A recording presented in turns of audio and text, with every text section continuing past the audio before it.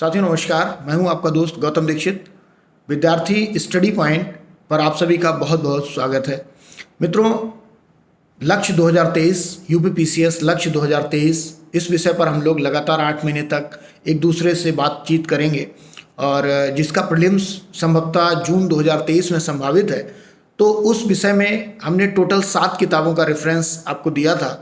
तो उन्हीं 7 किताबों में से जो एक विषय है, सबसे महत्वपूर्ण विषय है भारतीय इतिहास, जिसमें 150 प्रश्नों में से लगभग 22 से 25 प्रश्न हर साल पूछे जाते हैं और उन 25 प्रश्नों में जो सर्वाधिक मात्रा रहती है, तो भारतीय इतिहास हम सभी जानते हैं कि 3 भागों में डिवाइड रहता है, एंशिएंट, मेडोल एंड मॉडर्न। तो आधुनिक भारत से सर्वाधिक प्रश्न पूछे जाते हैं। यदि 25 सवालों में से लगभग 14 से 15 प्रश्न आधुनिक भारत से आते हैं। तो मित्रों, उन आधुनिक भारत के प्रश्नों को कवर करने के लिए मैंने एक सारगर्भित पुस्तक का चुनाव किया है। इस पुस्तक का नाम है स्पेक्ट्रम, जो कि आधुनिक भारत में सिविल सर्विसेज की तैयारी करने वाले लगभग प्रत्येक विद्यार्थी इस किताब को पढ़ता है। मैं चाहता हूं कि इस किताब को मैं आपके साथ डिस्कस करूं, उसके चैप्टर को विस्तार से चर्चा करूं तथा किस चीज़ को हमें पहले पढ़ना है, किसको बाद में पढ़ना है, इस विषय पर भी हम लोग डिस्कशन करें। तो देखिए मित्रों, ये किताब अभी हाथ में है मेरे, आधुनिक भारतीय इतिहास स्पेक्ट्रम की पुस्तक है। इसमें जब भी आप इस किताब को पढ़ना प्रारंभ करेंगे तो आपको लगेगा, शुरुआत में जब आप इसको पढ़ेंगे तो इसमें सोर्स और उपागम, इसका जो पहला अध्याय है, जब इसके सोर्स और उपागम को आप पढ़ेंगे तो इसमें एक अलग प्रकार की आपको, जैसे अभी मैंने एक वीडियो में डिस्कशन किया है कि थकान आती है। थकान एक मानसिक स्थिति है। मानसिक स्थिति यूँ होती है कि हमारे वो रुचि का विषय नहीं होता है। तो जब आप स्रोत और उपागम पढ़ते हैं या आधुनिक भारतीय जो लेखन है या समकालीन जो विश्व का लेखन है जिसने भारतीय इतिहास के विषय में लिखा है, वो पढ़ते हैं तो एक अलग प्रकार का एक मेंटल स्टेटस पैदा होता है और उसमें हमें विषय में रुचि कम आती है और हम फाइनली इस किताब को बंद कर देते हैं।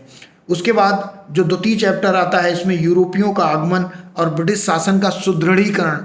तो ये वो कालखंड होता है कि जब ब्रिटिश शासन, यानी हम देखेंगे मॉडर्न हिस्ट्री 1707 ईस्वी से, और हम भारत की स्वतंत्रता या स्वतंत्रता के उपरांत तक का अध्ययन करेंगे तो 1707 वह समय था जब औरंगजेब की मृत्यु हो जाती है और भारत में एक नए प्रकार का एक युग प्रारंभ होता है। और उस समय यूरोपियों का आगमन भी भारत में होता है। तो सने सने वो अपनी बस्तियां बसाते हैं और एक व्यापारिक फैक्ट्री से धीरे धीरे वो राजनीति में प्रवेश करते हैं।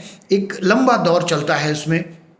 तो मित्रों, इसको भी हम यदि प्रारंभ में ना पढ़ें, क्योंकि इसमें बहुत सारी चीज़ें हम लोग पहले से पढ़ रखी होती हैं, क्योंकि मैं चाहता हूँ कि इस किताब को जब पढ़ा जाए तो इंटरेस्ट पैदा हो और हम इसको एक नॉवेल की तरह पढ़ें। तीसरा चैप्टर इसमें आएगा कंपनी शासन के विरुद्ध बढ़ता विद्वेष। जैसे जैसे कंपनी अपना पैर पसारती है, भारतीय जो परिवेश है उसमें लोगों, सामान्य लोगों के संपर्क में आती है या भारतीय राजाओं के संपर्क में आती है, तो उसमें एक विद्वेष पैदा होता है। इस पूरे इकाई 3 में, यानी चैप्टर 3 में, जो इसमें अब लगभग 7 चैप्टर होने को हैं, इकाई 3 तक आते आते तो एक अलग प्रकार का एक दर्शन आता है और उसको पढ़ने में बहुत ज़्यादा इंटरेस्ट नहीं आता है। उसके बाद सुधार आंदोलन शुरू हो जाते हैं, क्योंकि हमारे भारतीय दर्शन में जैसे जैसे विद्वेष पैदा होता है तो समाज के विभिन्न वर्गों में लोग भारतीय समाज के सुधार की बातें करने लगते हैं, क्योंकि एक मॉडर्नाइजेशन का युग दिखाई पड़ने लगता है और लोग अपनी तुलना पश्चिमी देशों से करने लगते हैं। तो एक अलग प्रकार का विद्वेष की भावना पैदा हो जाती है पूरे देश में। लगता है कि कुठाराघात हो रहा है, हमारी जो रीतियां हैं, जो हमारी सैकड़ों वर्षों से चली आ रही रीतियां हैं, उन पर कुठाराघात हो रहा है, उनका पश्चिमीकरण हो रहा है। तो एक अलग प्रकार का विद्वेष इसमें देखने को मिलता है। लेकिन मैं रिकमेंड करता हूं कि इसका इकाई 5 है, यानी अध्याय 10, जहां से स्वतंत्रता संघर्ष का प्रारंभ होता है। ये पाठ यदि आप इस पुस्तक को पढ़ें तो इसके अध्याय 10 से इसको पढ़ना प्रारंभ करें और जब इंटरेस्ट पैदा हो जाए फिर आप बाद में प्रारंभ के जो शुरुआत के 9 चैप्टर हैं उनको बाद में पढ़ा जाए। तो मुझे लगता है कि ये इस किताब को पढ़ने में एक अत्यधिक रुचि पैदा होती है।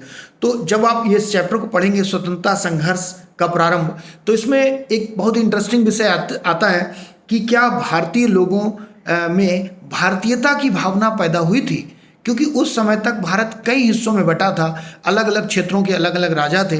तो क्या भारतीयता की भावना भारतीयों में कहाँ से पैदा हुई? तो इस विषय पर अलग अलग जो लेखक हैं उन्होंने अपने अपने विचार दिए हैं। कई मुझे बहुत ही इंटरेस्टिंग लगा। उन्होंने कहा कि जब इस किताब में जब आप पढ़ेंगे आपको पता चलेगा कि जब 1800